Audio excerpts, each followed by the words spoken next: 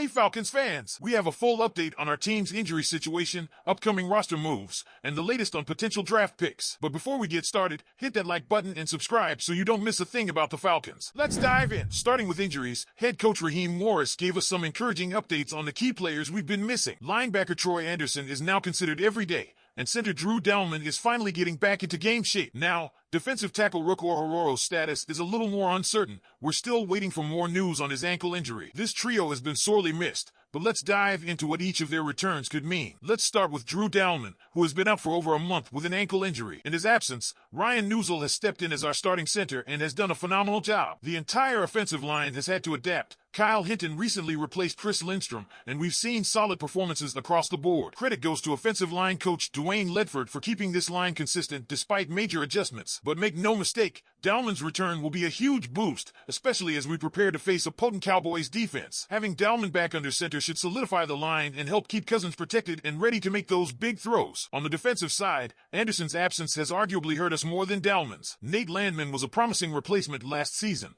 but he struggled this year, especially in pass coverage and stopping the run. His performance has dipped, which has impacted the defense's consistency. With the Falcons already underperforming on that side of the ball, Anderson's return could be the spark we need to spark our defense back into life. And let's not forget Justin Simmons. Getting Anderson and Simmons back on the field would go a long way toward stabilizing our defense as we make our push toward the playoffs. Shifting gears to future roster needs, the trade deadline is approaching and our front office remains focused on strengthening the pass rush. This year, we brought in some new talent, including Bralin Trice, Brendan Dorless, and rookie Rook Orhororo. We also traded for veteran Matthew Judon. Those moves have helped, but it's clear that fixing our pass rush will take more than a single offseason. The strategy is starting to mirror what we saw last year at quarterback, building a solution with a mix of veterans and younger players. And according to Trevor Sakima of Pro Football Focus, that's likely the plan for next season's draft. In his latest mock draft, Sakima had us taking Georgia's own Michael Williams with the 22nd overall pick. Williams has been a standout for the Bulldogs, showing real promise in their run defense. While he's still a bit raw as a pass rusher, his strength and potential to be a three-down player could make him an exciting addition for Atlanta. In his 5 games this season, Williams has already tallied 2.0 sacks, 5 tackles for loss, 1 forced fumble, and 1 pass defensed. Last season, he racked up 18 tackles, 6.5 tackles for loss, and 4.5 sacks. What's really exciting, he's only 20 years old and will be just 21 at the start of the 2025 NFL season. He has time to grow and could become a long-term solution on our defensive line. While Williams offers potential for the future, the Falcons could still use some experienced veterans who can make an immediate impact, balancing out our young talent with proven leadership. So, what's next? Atlanta needs to keep its eyes on the pass rush and the upcoming draft, but we also need to address immediate needs on defense to remain competitive this season. Adding Williams could be part of a bigger vision, a mix of youth and experience that can keep our defense strong, even when injuries strike. Okay, Falcons fans, that's all the latest on injuries, roster moves, and draft prospects. What do you think about the potential of Michael Williams joining the Falcons? And how are you feeling about the returns of Anderson and Dalman as we prepare to face the Cowboys? Now, let's break down all the highs, lows, and everything in between from Sunday's win. Starting with the positives, or as we call them, the tips of the hat. Let's talk about Kirk Cousins, because it's still Kirktober for this guy. We've got crisp fall air, the leaves are falling, and Kirk Cousins is torching the Buccaneers for the 2nd time this season. Cousins was absolutely on fire, completing 23 of 29 passes for 279 yards and throwing 4 touchdowns. This wasn't just a good game, this was a statement game, leading Atlanta to a 4-0 record in the NFC South. Cousins has absolutely dominated Tampa Bay this season,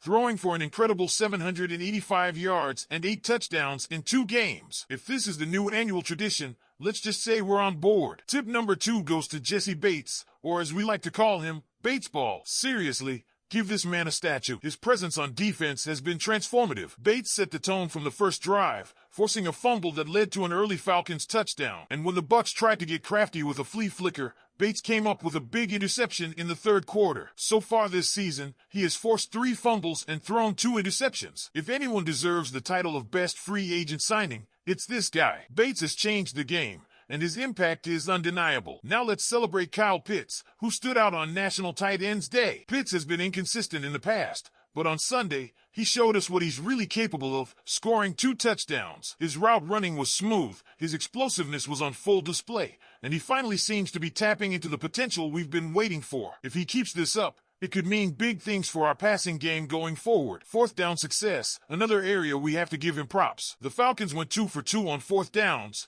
and those plays changed the game. The first came on a 4-3, where Cousins connected with Pitts for a long touchdown, giving Atlanta an early lead. Later, Cousins contributed a QB sneak that kept a crucial drive alive. Coach Raheem Morris deserves credit here for trusting the offense to make big plays. That trust is a big reason we're seeing more success on fourth downs this season. Okay, now for a little head scratcher. Pitts made our list again, but this time for a near-disastrous moment. On his second touchdown, after blowing past two defenders, he slowed just short of the end zone and left the ball exposed. A defender nearly knocked it down, but fortunately, the ball had already crossed the plane. This moment had shades of Deshaun Jackson in 2008, dropping the ball before actually scoring. It was a tough decision that could have cost us dearly, so let's hope Pitts improves those habits moving forward. Now for the big question. Are the Falcons decisive or just lucky this season? Another one-score win puts Atlanta at 4-0 in the division. And yes, we had some nail-biters that could have gone either way. Questioning whether this record is due to skill or pure luck. Let's break it down. On one hand, it's true that we faced some struggling teams this season, and yes, the NFC South isn't exactly the toughest division. But calling our record lucky would be overlooking the solid performances we've had. Losses to teams like the Steelers and Seahawks were deserved, no doubt, but in games like those, Cousins struggled and our offense sputtered with turnovers. But in all our other matchups, the Falcons made the plays they needed to make, plain and simple. So, no, it's not luck, it's a favorable schedule, and we're taking advantage of it. Look at our recent matchups against the Saints, Panthers, and Eagles. Cousins showed up as the best quarterback on the field, and our defense stepped up to make timely stops. And in our 2 wins over the Bucs, Cousins delivered when Baker Mayfield couldn't. Sure, Mayfield had some solid throws, but it was Cousins who showed up in the clutch, again and again. Even in our close loss to the undefeated Chiefs, Atlanta played hard and came within a controversial missed pass interference call of potentially winning the game. This season, the Falcons have done something we haven't seen in a while. They're winning the games they're supposed to. It's easy to look back at previous seasons when we lost to teams we should have beaten, like that heartbreaking late loss to the Panthers last year. But this year, we're getting it done.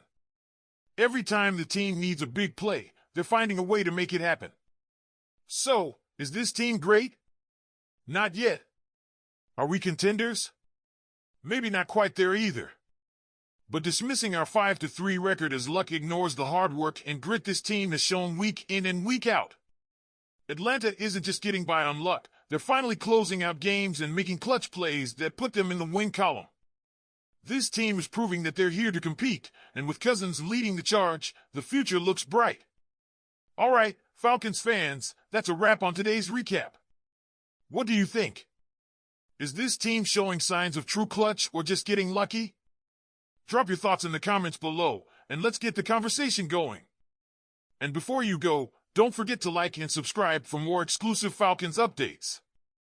Go Falcons!